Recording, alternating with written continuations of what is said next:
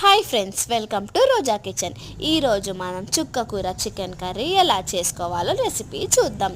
ముందుగా మనం చుక్క కూరను కట్ చేసి పెట్టుకోవాలి. ఆ తర్వాత చికెన్ని క్లీన్ చేసి పెట్టుకోవాలి. తర్వాత ఆనియన్, పచ్చిమిర్చి ఇంకా టమాటా ముక్కలను కట్ చేసి పెట్టుకోవాలి.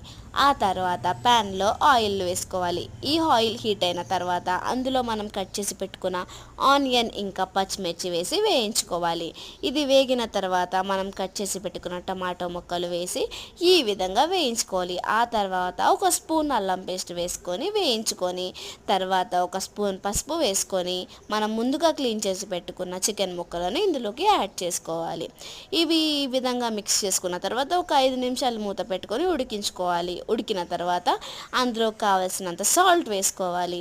ఈ సాల్ట్ వేసుకొని ఈ విధంగా మిక్స్ చేసుకొని మళ్ళీ మూత పెట్టుకొని ఒక 5 నిమిషాలు ఉడికించుకోవాలి. ఇది అంతా ఉడికిన తర్వాత మనం ఇందులోకి ధనియాల పౌడర్ వేసుకోవాలి. కావాల్సినంత కారం వేసుకొని మిక్స్ చేసుకోవాలి. ఇది అంతా నీట్గా మిక్స్ చేసుకున్న తర్వాత మనం ముందుగా కట్ చేసి పెట్టుకున్న చుక్క కూరను ఇందులోకి ఈ విధంగా యాడ్ చేసుకోవాలి. ఈ చుక్క కూరని యాడ్ చేసుకొని మనం మూత పెట్టుకొని ఒక 5 నిమిషాలు ఉడికించుకోవాలి. ఇది అంతా ఉడికిన తర్వాత మనం మూత తీసి ఈ విధంగా మిక్స్ చేసుకొని మళ్ళీ మూత పెట్టుకొని మళ్ళీ చుక్క కూర అంతా ఉడికి ఆయిల్ అంతా పైకి తేలే వరకు ఉడికించుకోవాలి. తర్వాత మూత తీసేసి కొన్ని వాటర్ యాడ్ చేసుకొని మిక్స్ చేసుకొని మూత పెట్టుకోవాలి. ఆ తర్వాత మూత తీసేసి మనం కొంచెం గరం మసాలా వేసుకోవాలి.